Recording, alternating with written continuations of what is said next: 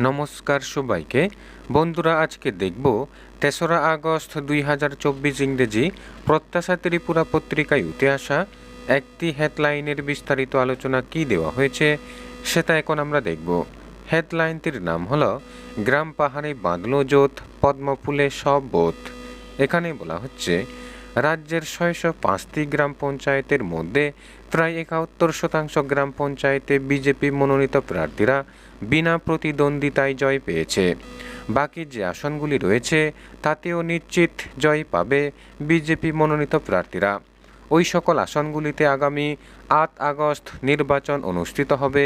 তাই নির্বাচনের পূর্বে সমর্থকদের মন চাঙ্গা করতে তাদের সঙ্গে সাংগঠনিক বৈঠক করলেন প্রদেশ বিজেপির সভাপতি রাজীব ভট্টাচার্য।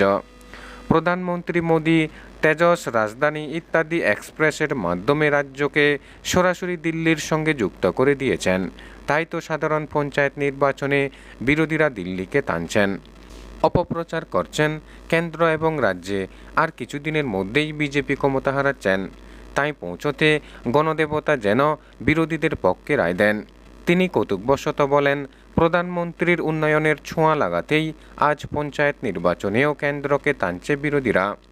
শনিবার সোনামুড়া মহকুমার কাতালিয়া ব্লকের অন্তর্গত রবীন্দ্রনগর কমিউনিটি হলে এক সাংগঠনিক সভা শেষে সাংবাদিকদের প্রশ্নের উত্তরে তিনি কথাগুলি বলেন।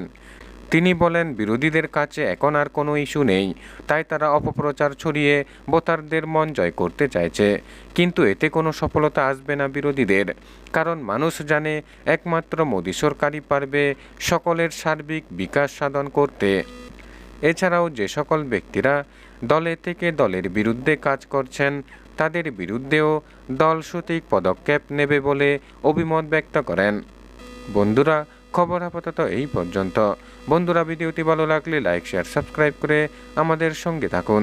ধন্যবাদ সবাইকে ভিডিওটি দেখার জন্য।